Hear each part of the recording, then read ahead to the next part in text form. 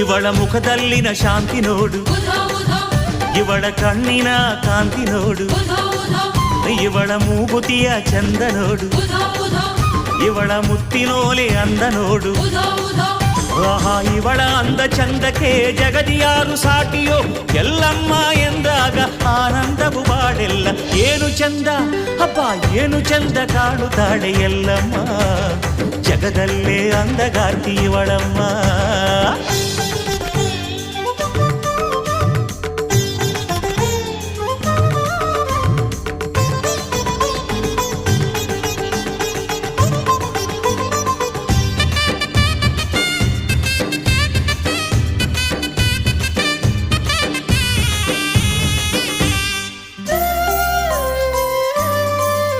ಇವಳ ಸಿಂಧೂರದ ಸಿರಿಯ ನೋಡು, ಇವಳ